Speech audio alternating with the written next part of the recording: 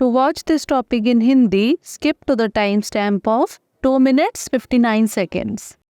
Welcome to Legal Update Program. The topic of discussion is government entities in arbitration. First of all, let's see why is it in the news. Recently, the Supreme Court of India disapproved of the Madras High Court's decision in International Seaport Dredging Private Limited versus Kamarajar Port Limited, which allowed a government entity to avoid depositing amounts related to interest and cost as a condition for staying the enforcement of an arbitral award. Background of the case: the appellant International Seaport Dredging Private Limited secured an arbitral award against Kamarajar Port Limited for approximately rupees 21.07 crores related to capital dredging work. The arbitration tribunal directed the respondent to pay the awarded amount along with interest and cost totaling around rupees 3.20 crores. The respondent sought to challenge the arbitral award and requested a stay on its enforcement, which the High Court conditionally granted, requiring only the deposit of the principal amount. The High Court reasoned that as a government entity, the respondent was not a flight risk and did not need to deposit the interest and cost. The appellant contested this decision, arguing that it undermined the sanctity of the arbitration process. Court observation: the bench comprising Chief Justice D.Y. Chandrachud, Justices J.B. Partiwala and Manoj Mishra observed that the law regarding arbitration must apply equally to governmental and private entities without special treatment. They stated that the provisions of the Arbitration Act provide a self-contained code that mandates equal treatment in enforcement matters. Arbitration and Conciliation Act 1996.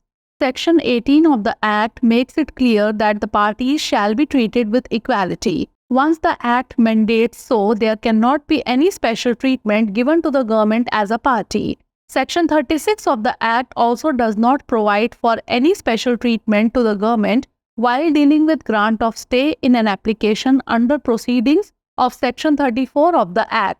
Case law: Palm Developments Private Limited versus State of West Bengal 2019. In this case, the Supreme Court ruled that no differential treatment should be accorded to the government when considering an application for a stay on a money decree. Now is the time for practice question. What does Section 18 of the Arbitration Act emphasize? Special treatment for government entities. Parties shall be treated with equality. Only private entities are considered, or none of the above. Send the answer of this question in the comment section. Thanks for watching.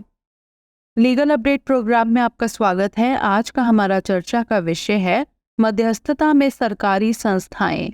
सबसे पहले जान लेते हैं कि यह चर्चा में क्यों है। हाल ही में भारत के सर्वोच्च न्यायालय ने इंटरनेशनल सी पोर्ट ड्रेजिंग प्राइवेट लिमिटेड बनाम कामराजर पोर्ट लिमिटेड मामले में मद्रास उच्च न्यायालय के निर्णय को अस्वीकृत कर दिया, जिसमें एक सरकारी संस्था को मध्यस्थता निर्णय के प्रवर्तन पर रोक लगाने की शर्त के रूप में ब्याज और लागत से संबंधित राशि जमा करने से बचने की अनुमति दी गई थी।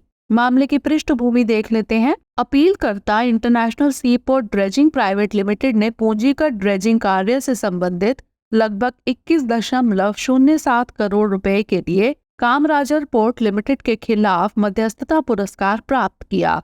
मध्यस्थता न्यायाधिकरण ने प्रतिवादी को निर्देश दिया कि वह निर्णय राशि, ब्याज और लागत सहित लगभग 3.20 करोड़ रुपए का भुगतान करे।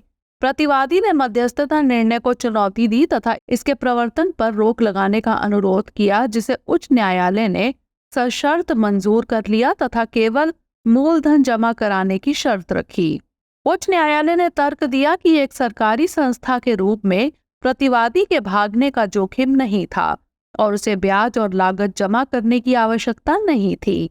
अपीलकर्ता ने इस निर्णय का विरोध करते हुए तर्क दिया कि इसने मध्यस्थता प्रक्रिया की पवित्रता को कमजोर कर दिया है।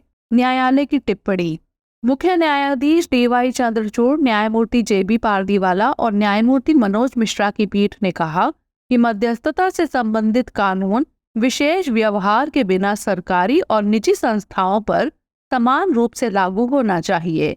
उन्होंने कहा कि मध्यस्थता अधिनियम के प्रावधान एक आत्मनिर्भर संहिता प्रदान करते हैं जो प्रवर्तन मामलों में समान व्यवहार को अनिवार्य बनाता है।